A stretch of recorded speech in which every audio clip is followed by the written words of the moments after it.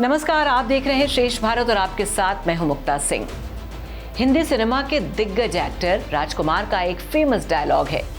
वो कहते थे, चिनॉय सेठ जिनके खुद के घर शीशे के हों वो दूसरों के घरों पर पत्थर नहीं फेंका करते।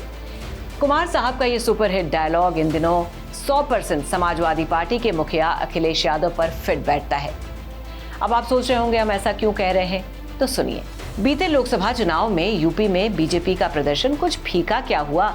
समाजवादी पार्टी प्रमुख तब से ही बीजेपी पर हमलावर हैं। कभी 100 विधायक लाकर सरकार बनाने का मॉनसून ऑफर निकाल रहे हैं, तो कभी यूपी के दोनों डिप्टी सीएम के बदले जाने की अफवाह उड़ा देते हैं।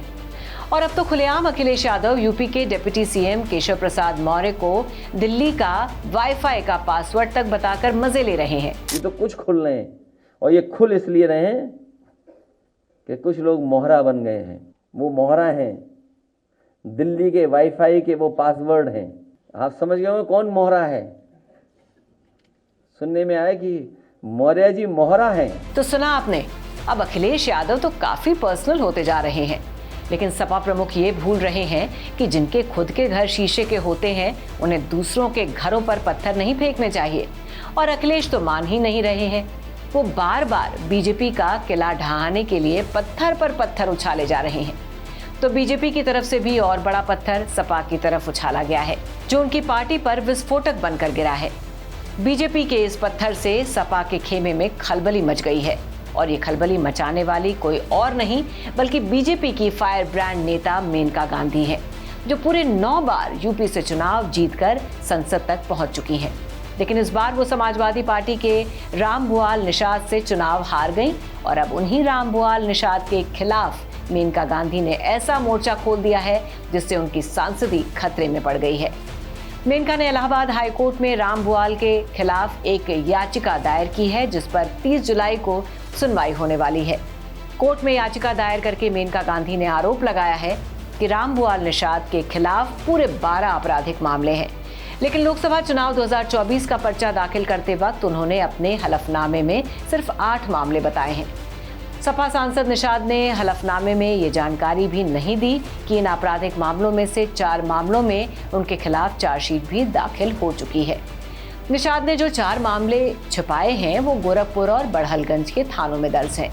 मेनका गांधी ने इसी आधार पर सपा सांसद की सांसदी रद्द करने की बात कही है, क्योंकि जनप्रतिनिधित्व कानून के तहत हर उम्मीदवार को चुनाव के वक्त हलफनामा दाखिल करके खुद से जुड़ी सभी अहम जानकारियां देनी होती हैं, और अगर उन जानकारियों में कोई गड़बड़ी पाई जाती है तो चुने गए सांसद का निर्वाचन रद्द भी किया जा सकता है। इस तरह से अगर रामभुआल निषाद पर लगे आरोप साबित हो जाते हैं तो ये सपा के लिए किसी बड़े झटके जैसा होगा।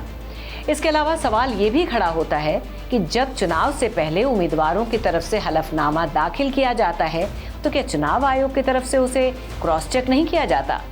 क्या उनकी दी गई जानकारियों की जांच नहीं की जाती? अगर ऐसा नहीं होता तो यकीनन चुनाव आयोग को इसमें सुधार करने की सख्त जरूरत है। खैर, सपा सांसद रामभुआल निषाद के खिलाफ याचिका दर्ज की जा चुकी है। मामले में जांच होनी अभी बाकी है। साथ ही 30 जुलाई को यह भी फैसला किया जाएगा कि कोर्ट सपा सांसद पर लगे आरोपों को सही मानती है या नहीं, क्योंकि अगर इलाहाबाद हाईकोर्ट की सुनवाई में मेनका गांधी के लगाए गए आरोप सही पाए गए तो यकीनन रामभुआल निषाद की सांसदी जा सकती है। अगर ऐसा होता है तो सुल्तानपुर लोकसभा सीट पर उपचुनाव करवाए जाएंगे, और तब बीजेपी नेता मेनका गांधी के पास 10वीं बार संसद में पहुंचने का सुनहरा मौका होगा। इस खबर के बारे में क्या है आपकी राय, हमें कमेंट करके जरूर बताइए। तो फिलहाल के लिए बस इतना ही। बाकी खबरों के लिए देखते रहिए श्रेष्ठ भारत।